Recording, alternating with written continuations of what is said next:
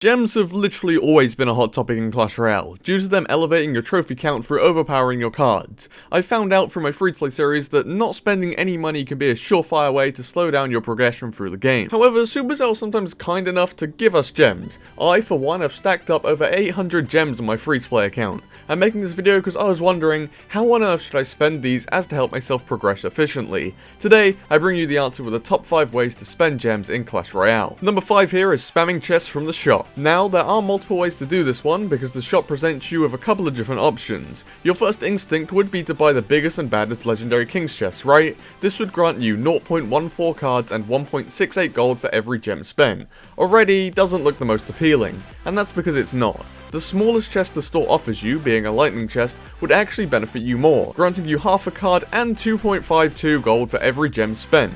Chests clearly aren't the most efficient thing in the world, and to me this sort of makes sense. Supercell whack the chests into the store and give you unlimited access to spend on them. This will be their big money maker, and so probably less efficient as you don't have to actually work to obtain access to gemming them. Number 4 results in buying gold from the shop. Whilst calculating this, I took the average from all 3 purchase options, as most players won't have the 4,500 gems to whack into 100,000 gold. So adding all of these up and dividing by the sum of the prices leaves us with 24.3 gold for every gem. This is already around 10 times more gold than the lightning chest option, however it grants you no cards. These 2 options are difficult to compare for that reason. However, I believe that I'd rather take that 10 times gold than half a card for every single gem. Into the top 3 now, and this one is also difficult to rank, but I'm nominating the 3 times special offers. These aren't around all of the time and do change every single time a new offer is out. However, we're lucky that Supercell give us a direct label of how much value these deals are. If we work out from the New Year's 3 times special offer, we can see that it grants us 3 lightning chests and 50,000 gold for 1,000 gems. That's 51.9 gold and 0.38 cards for every gem. Comparing this to number 4 on our list, buying gold, that's about double the gold and an extra half card for every gem that we spend. It's still not mind-blowing value, and does seem lame as all hell when you think about it, but these special offers are certainly better than spending gems on buying gold. However, Supercell, I don't think that these special offers should come in third, considering their 3 times value of normal chests or gold. Surely the 3 times value of making them the most valuable thing in the game to spend gems on.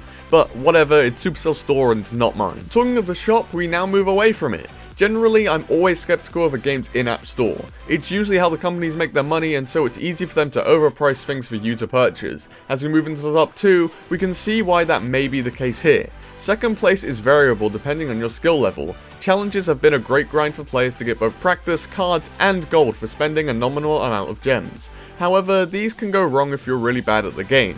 The average player will get 2 wins in these challenges, the average being a bang-on 50% player, meaning you win exactly 50% of your matchups, meaning that you go 0 wins, 1 loss, 1 win, 1 loss, 1 win, 2 losses, 2 wins, 2 losses, and finally 2 wins and 3 losses. This can also result in 3 wins if you win that first game, however, for a safer bet, we'll say you get 2 wins every time. At 2 wins in a challenge, you'll receive 25 gold and half a card for every 1 gem spent. That sounds like good value already, and that's assuming you just get the 2 wins. Now, number 1 is something I often debate myself on, also for many reasons. This method will be gemming your chest cycle. Over a cycle, you'll receive 6,568 cards and 1,162,080 gold, while spending 2,312 gems to open all these chests instantly. Boiled down, that gives us an amazing 184 gold and 1.04 cards for every gem. Out of all of our options, this is clearly number 1. However, there are a few points that could dethrone this method from being the top dog. Firstly, if you were to get around 8 wins in a challenge on average, then the challenges would work out on top. Secondly, challenges grant you a much larger cards per gem value than they do for gold. Spamming chests would see you get a ton more gold, but less cards than in challenges. In my opinion, the cards are more valuable, and so it's an argument for challenges being better. Thirdly, you could always just wait for the chests to unlock themselves. This gives you literally infinite cards per gem because you're spending 0 gems and still gaining cards. This can allow your saved gems to go into challenges, and you're now netting the best of both worlds. Finally, the challenges grant you practice for your gems. This means that you'll eventually be able to get 12 wins every single time you enter a challenge, and will be exceeding the chest cycle method by a mile. Anyway boys, those were the top 5 ways to spending gems inside a Clash Royale. I figured out that there were about 5 other things that you could spend on. So I'll run through these insanely quickly so you know what not to be spending your precious currency on. In 6th place would be using gems to upgrade cards when you don't have enough gold, equaling to about 10 gold per gem spent. In 7th was skipping quests, which doesn't really have a value, but can be useful if you don't want to play that annoying 2v2 quest.